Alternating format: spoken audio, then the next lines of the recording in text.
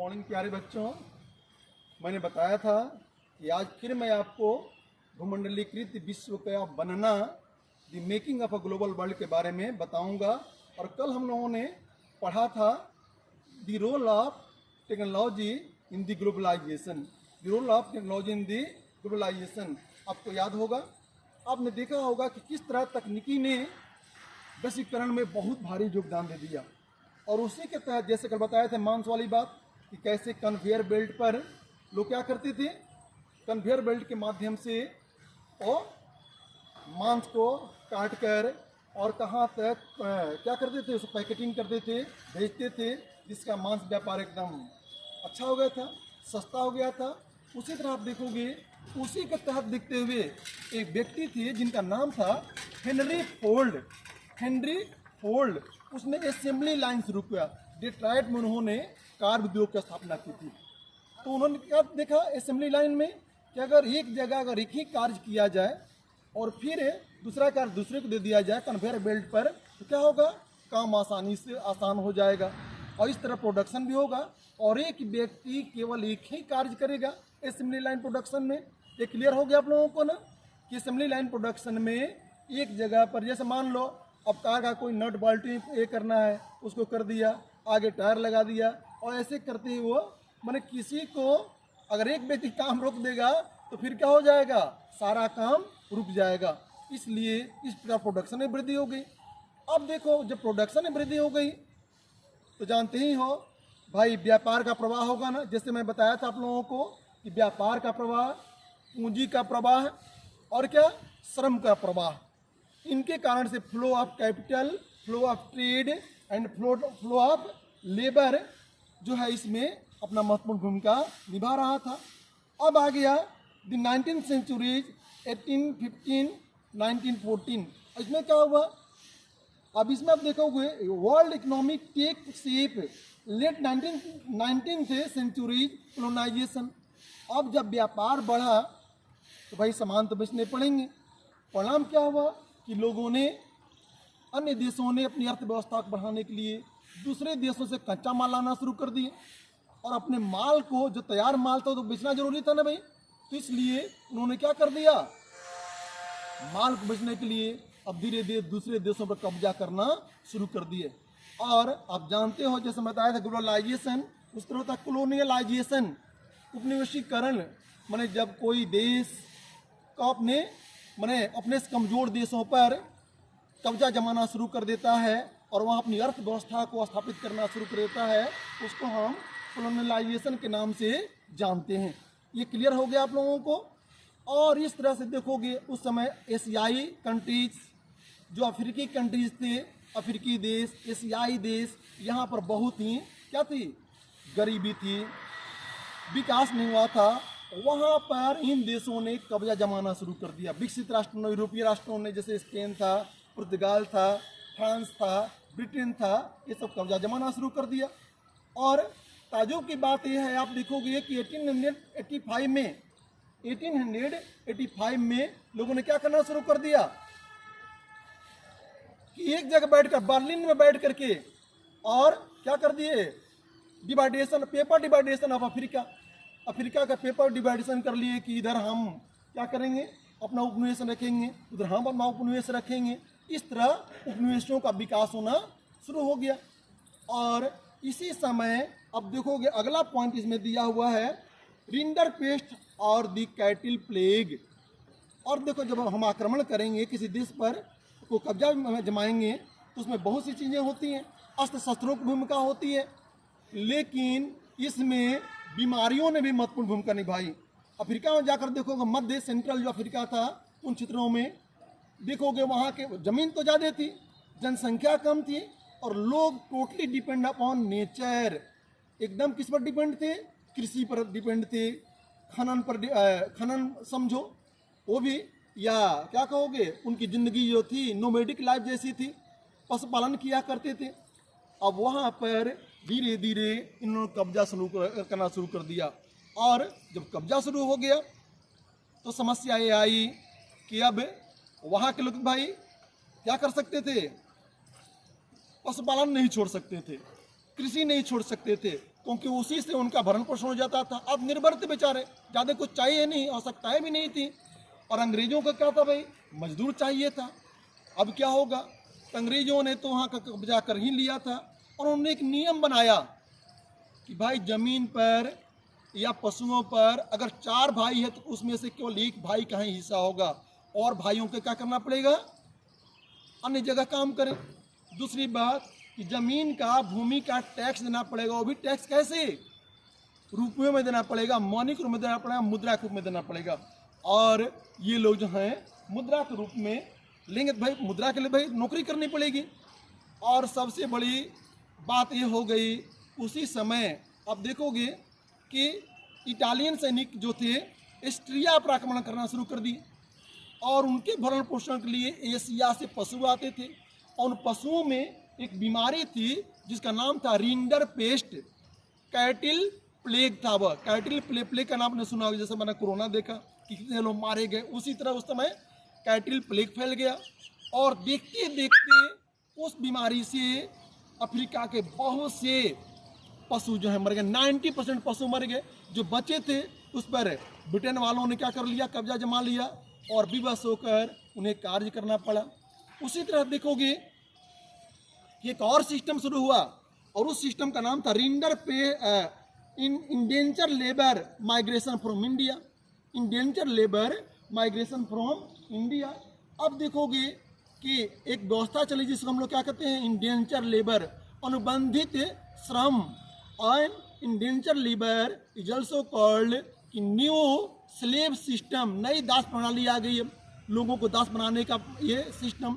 उसमें क्या किया जाता था, अनुबंध, कॉन्ट्रैक्ट किया जाता था, और उनको बहुत से क्या कहोगे सुअवसर दिया जाता था। अरे भाई तुम चलोगे ना वहाँ काम करने के लिए तो बहुत से पैसे मिलेंगे, ये सुविधाएं मिलेंगी, वो सुविधाएं मिलेंगी।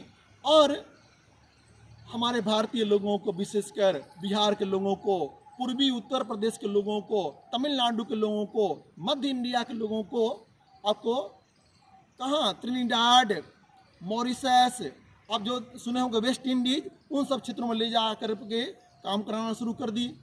और वहाँ पर एक और बात आ गई, वह देखोगे जो मॉरिशस था और सब जो जगह था वहाँ पर तो लोग गए, कुछ लोग श्रीलंका गए, कुछ लोग असम के चाय बागानों में काम कर रहे थे। वहाँ जब गए तो वहाँ पर वातावरण उनके अनुकूल नहीं था। अब भाग कर जाएंगे तो कहाँ जाएंगे, अब वहाँ रहना ही है। जैसे आप लोग देखते हो क्या होता है स्कूल में, जब स्कूल शुरू होता है तो एक टीचर में निकले नहीं, दूसरा टीचर खड़े हैं, आपको बाहर निकलने का मौका भी नहीं मिलता है। परिणाम क्या करते हो, उतने ही समय में 1 मिनट भी अगर मिल गया समय, उसी में आप लोग डांस ड्रामा शुरू कर देते हो। कहाँ पर, क्लास में करते हो ना, निश्चित है, मुझे मालूम है आप लोग करते हो। उसी तरह से वो लोग भी भाई कुछ खुशियाँ चुनेंगे ना, इसके लिए उन्होंने वहाँ उत्सव मनाना शुरू कर दिया। उस उत्सव का नाम रख दिया होसे। होसे जैसा आप देखते हो ना, यहाँ पर हमारे अपने देश में मुहर्रम होता है, मुसलमान मुहर्रम मनाते हैं, उसी तरह एक होसे उत्सव मनना शुरू हो गया। कहाँ पर, इन जगहों पर। और होसे के बाद आप देखोगे आ गया एक चटनी डांस, मिक्स डांस करना शुरू कर दिए। उसी तरह देखोगे जमैका के एक बारले थे, उन्होंने एक राजस्थान फरियानबाद नामक एक अपना धार्मिक विद्रोही संगठन ये कर दिए, शुरू कर दिए। और इस तरह से लोग अपना जिंदगी जो है आगे बढ़ाना शुरू कर दिए। अब देखोगे अगला पॉइंट इसमें दिया हुआ आप लोगों के, Indian trade, Indian entrepreneur abroad, बहुत से भारतीय उद्यमी भी आए सामने। अब देखो एक बात बताना मैं भूल गया, इंडेंचर लेबर में आपने सुना होगा वेस्ट इंडीज का नाम, वहाँ पर अपने नाम राम नरेश रमन का नाम सुना होगा। उसी तरह के साहित्यकार थे जिनका नाम न्यायपाल था, जिन्होंने बहुत सी किताबें लिखी, किन पर, श्रमिकों के बारे में, परायपन के बारे में, और किस तरह उनकी जिंदगी थी इनके बारे में वो लिखना शुरू कर दिए। कौन, न्यायपाल ने। अब देखो उन्होंने बताया आपको कि भारत में जो है किस तरह, भारत में बहुत से उद्यमी थे, नहीं कि क्या भारत में उद्यमी नहीं थे, केवल दास सिस्टम ही था, ऐसी बातें नहीं थी। जैसा नाम सुना होगा शिकारपुरी श्राफ, चेटियार बंधु, ये भी आपने देखा होगा कि ये भी अब कर्ज देना शुरू कर दे लोगों को। साहूकारी सिस्टम जो था, महाजनी सिस्टम जो था वो शुरू हो गया था। ये कहीं से पैसा लाते थे और उद्योग धंधों में लगाने के लिए दिया करते थे। उसी तरह से और बहुत से विश्व के बहुत से देशों में इन्होंने अपना पैसा लगाया। उसी तरह आप देखोगे कौन कौन व्यक्ति थे, सिंधी जो थे, सिंधी लोग जो हैं बंदरगाहों के समय पतन के पास में जाकर के उद्योग धंधा लगाना उद्योग धंधा नहीं, इम्पोरियम खोलना शुरू कर दिए, जहां बहुत से सामान उन क्षेत्रों को मिले और इससे भी उनको लाभ होना शुरू हो गया। तो हमारे भारतीय उद्यमी भी इसमें कम नहीं थे। अगला देखोगे, अगली बात आ गई कि इसी समय आप पाओगे Indian trade globalisation and the global system. अब इसी समय, अब तो विकास हो रहा ही रहा था, लेकिन इसी समय अब देखो 1914 में क्या हुआ, आपको मालूम होगा, फर्स्ट वर्ल्ड वार शुरू हो गया। फर्स्ट वर्ल्ड वार शुरू होने के बाद पूरे विश्व में ये फैल गया और उसका बहुत ही बुरा प्रभाव विश्व पर पड़ा। और आप जानते ही हो कि फर्स्ट वर्ल्ड वार में हम लोग 9th क्लास में पढ़े थे कि कौन कौन से मित्र शक्तियाँ थीं और दूरी शक्तियाँ थीं। सेंट्रल पावर यानी अलायंस पावर, अलायंस पावर में रूस, फ्रांस और ब्रिटेन था, जबकि सेंट्रल पावर में जर्मनी, ऑस्ट्रिया, तुर्की था। और युद्ध बहुत दिनों तक चला। और इसको फर्स्ट वर्ल्ड वार क्यों कहते हैं, क्योंकि इसी में टेक्नोलॉजी का प्रयोग किया गया था। और टेक्नोलॉजी का प्रयोग करने के परिणाम स्वरूप मैंने इसमें नहीं समझो तो लाखों लोग मारे गए थे और बहुत से लोग घायल हुए, व्यापार भी चौपट हो गए, उद्योग धंधे भी चौपट हो गए और बहुत से लोगों को सेना में भर्ती किया गया था, उद्योग धंधों में लगाया गया था। लेकिन जैसे युद्ध समाप्त हुआ, सारी व्यवस्थाएं धीरे धीरे चौपट हो गई। परिणाम क्या हुआ, कृषि में विकास तो हुआ, लेकिन बेरोजगारी ज़्यादा फैल गई और एक ऐसी स्थिति आई, आपने सुना होगा आर्थिक महामंदी के बारे में, आपने सुना होगा ग्रेट इकोनॉमिक डिप्रेशन कब आया, 1929 में। अब 1929 में आया ये। परिणाम क्या हुआ कि बेरोजगारी तो फैली ही थी और वस्तुओं का प्रोडक्शन जो हुआ था वो बिक नहीं रहा था। कृषि की दशा बहुत बुरी हो गई, प्रोडक्शन हुए, कोई खरीदने वाला नहीं था, वो अनाज सड़ने लगे, किसानों पर इसका बहुत बड़ा प्रभाव पड़ा। दूसरी बात, ऐसी स्थिति जब आई तो अमेरिका में जो शेयर थे वो गिरने लगे। अमेरिका सबसे बड़ा क्या था, लोगों को कर्ज देने वाला देश था। ब्रिटेन जो था सबसे ज़्यादा कर्ज लिया था, अब वो अपना भाई कर्ज मांगना शुरू कर दिया, जिससे अमेरिका में भी, मतलब विश्व के हर एक देशों में भी ये आर्थिक मंदी जो है चारों तरफ फैल गई। और आर्थिक मंदी से निपटारा के लिए बहुत से लोगों ने बहुत सा प्रयास किया। भारत पर भी इसका बहुत बुरा असर पड़ा। बेटा थोड़ा मैं संक्षिप्त में बताना चाह रहा हूँ आप लोगों को, भारत पर भी इसका बहुत बुरा असर पड़ा। प्रोडक्शन तो हुआ, चाहे जूट हो, कॉटन हो, आपको देखोगे गेहूं हो, लेकिन बिक्री नहीं होता था। और अधिक लाभ के में कि भाई लाभ होगा, चलो थोड़ा सा मैं कर रहे हैं। परिणाम क्या हुआ कि लाभ के चक्कर में वो लोग क्या करना शुरू कर दिए और प्रोडक्शन शुरू कर दिए, लेकिन इससे कोई नहीं हुआ। हाँ, आर्थिक मंदी का थोड़ा कम प्रभाव कहाँ पड़ा, नगरों पर पड़ा था। और इस प्रकार से देखोगे कि 1933 में अमेरिका ने एक पॉलिसी अपनाया जिसमें लोग कहते हैं न्यू डील पॉलिसी। उसके माध्यम से आर्थिक महामंदी पर थोड़ा क्या किया गया, कब्जा किया गया। लेकिन उसी समय सेकेंड वर्ल्ड वार शुरू हो गया। क्या हो गया, उसी समय सेकेंड वर्ल्ड वार शुरू हो गया और सेकेंड वर्ल्ड वार के कारण फिर वही स्थितियां हो गई। अब विकसित देश डरने लगे कि भाई सेकेंड वर्ल्ड, आप जानते हो ना सेकेंड वर्ल्ड वार कब आया था, 1939 टू 1945 तक ये व्यवस्थाएं चलती रही। नहीं, अब उन्होंने सोचा कि कौन ऐसी व्यवस्था किया जाए जिससे कि विश्व को जो आर्थिक महामंदी है या फिर ऐसी मंदी ना आवे, इससे जो है बचाया जा सके। किसको बचाया जा सके, राष्ट्र को, विश्व को बचाया जा सके। इसके लिए आप देखोगे कि 1944 में, कब, 1944 में विश्व के विकसित देशों ने ब्रिटेन वुड्स में, कहाँ पर, ब्रिटेन वुड्स में एक समझौता किया। क्या किया, समझौता का एग्रीमेंट किया, जिसको हम ब्रिटेन वुड्स एग्रीमेंट के नाम से जानते हैं। कब, 1944 में। और इसके माध्यम से दो संस्थाओं का निर्माण किया गया। एक को क्या कहा जाता है, एक अपने जानते हैं, आप जानते होंगे IMF, Indian monetary fund and world bank, ये दो संस्थाओं निर्माण किया गया जिसको कहता है ट्विंस ऑफ ब्रिटेन वुड्स की जुड़वा संतानें कहते हैं, ताकि विकसित देशों के जो अर्थव्यवस्था थी उसको पटरी पर लाए जाने के लिए उन्होंने ये व्यवस्थाएं की। अब देखो इन्होंने ऐसे किया तो जरूर, इधर देखो कि जापान अपना विकास कर रहा था, चीन जो था अपने को सिमट लिया था पहले ही, 1949 में चीन स्वतंत्र हुआ था, याद होगा आपको, और वह अपनी अर्थव्यवस्था को अलग कर लिया था। और इसी समय आप देखोगे और बातें क्या हुई, अब तो विकसित राष्ट्र जो थे जैसे जापान था, अमेरिका था, ब्रिटेन जो था, अपनी स्थिति को अच्छा करने के लिए उन्होंने बनाया। लेकिन ये संस्थाएं चाहे IMF हो या विश्व बैंक जो है विकासशील देशों पर ध्यान नहीं दे रहा था, इसलिए विकासशील देशों ने भी एक अपनी क्या की, अपनी स्थिति जो है बनाई।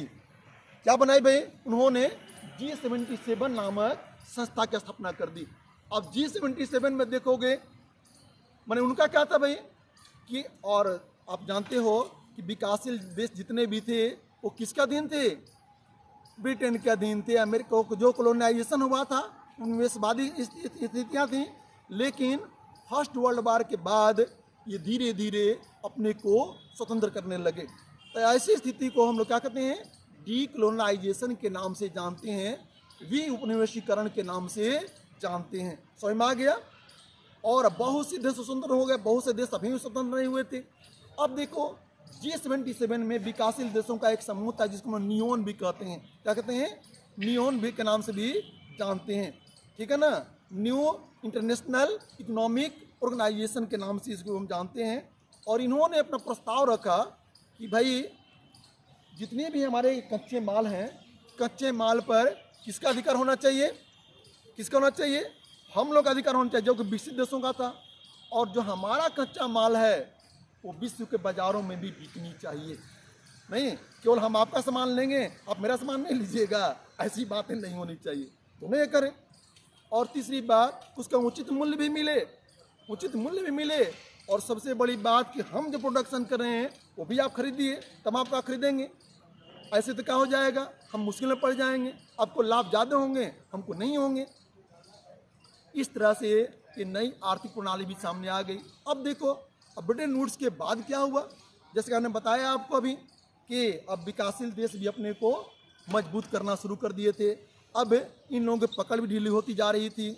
और इस तरह से एक बात है कि ब्रिटेन वुड्स के बाद क्या हुआ भाई विश्व में, ब्रिटेन वुड्स संस्थाओं के बाद अब क्या हुआ, तो अब सब जागरूक हो गए थे चारों तरफ जो है। अब क्या हो रहा था, एक चीज़ देखोगे कि जैसे सोवियत संघ जो था एक बहुत शक्तिशाली राष्ट्र था, लेकिन 1990 में वो भी बिखर गया, वहाँ पर साम्यवादी सरकारें थीं।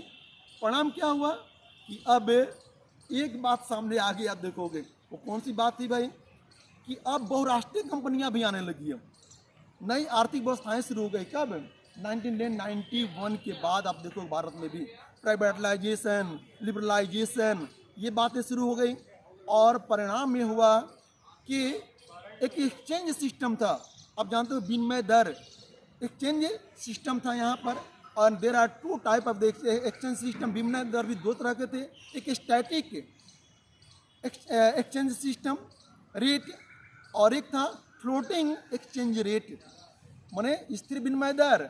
और एक क्या था, एक अस्थिर विनिमय दर या कार्यशील विनिमय दर। ये क्लियर हुआ आप लोगों को। और इसके परिणाम स्वरूप आप पाइएगा कि स्थिर विनिमय दर की व्यवस्था धीरे धीरे हटने लगी, क्योंकि कोई भी अंतर्राष्ट्रीय मुद्रा जो था वो अब स्थिर नहीं रह पाया। और इसलिए माने इसका स्थिर विनिमय दर का मतलब क्या होता है कि जिस एक्सचेंज सिस्टम पर सरकार का हस्तक्षेप होता हो। और एक क्या था, अस्थिर विनिमय दर में क्या था कि जिस पर सरकार का मुद्रा के फ्लोटिंग में सरकार का हस्तक्षेप नहीं हो। परिणाम ये हुआ कि अब बहुराष्ट्रीय कंपनियां उन राष्ट्रों में अपना उत्पादन करना शुरू कर दी जहां पर श्रम आसानी से मिल जाया करते थे। जैसे आपने देखा होगा चीन में क्या था, 1949 में आज़ाद हुआ, और उसमें आज़ादी के बाद वहाँ पर क्या थी, गरीबी तो थी, जनसंख्या तो थी, जिससे बहुराष्ट्रीय कंपनियाँ क्या करना शुरू कर दी, अपना पूंजी उन जगहों पर इन्वेस्ट करना शुरू कर दी। कहाँ पर, चीन में। आपको भारत में जहाँ पर कम दाम में कच्चा माल मिल जाए, मजदूर मिल जाए। आज भी देखोगे कि ऐसा कोई जगह ना होगा, किसी के हाथ में देखो, जहाँ पर देखो चीनी आइटम जरूर मिल जाएंगे, चीन निर्मित जरूर मिल जाएंगे, चाइना मेड थिंग्स जरूर मिल जाएंगे। तो कारण क्या है? क्योंकि वहाँ पर कम दाम में वो सामान बन जाते हैं, क्योंकि वहाँ पर लोगों को कम दाम में ही श्रम मिल जाया करते हैं, और श्रम मिलेंगे कम में तो भाई जो वस्तु का निर्माण होगा वो क्या होंगे, उसका कम ये लगेगा, आएगा ना भाई, मूल्य उसका कम होगा। और इस तरह आप देखोगे कि वैश्वीकरण जो धीरे धीरे क्या होने लगा, पूरे विश्व में फैलने लगा, और आज तो दुनिया हमारे मुट्ठी में हो गई है, नहीं हो गई है। विश्व में अगर कोई भी घटनाएं घटती हैं, किसी भी देश में घटनाएं घटती हैं, उसका प्रभाव पूरे विश्व में पड़ जाता है। जैसे अभी देखो ना भाई, अभी जो है युद्ध चल रहा है कहाँ पर, रसिया और यूक्रेन में, जो कि गेहूं का सबसे बड़ा उत्पादक है। और आज स्थिति हो गई है कि गेहूं के दाम में वृद्धि हो रही है, बहुत से देशों में ऐसी स्थितियां हो गई हैं। तो इस तरह हमको उम्मीद है कि आप वैश्वीकरण के बारे में अच्छा से समझ गए होंगे। आप बार बार इसको देखेंगे और फिर हम लोग आगे देखेंगे अगले क्लास में। धन्यवाद।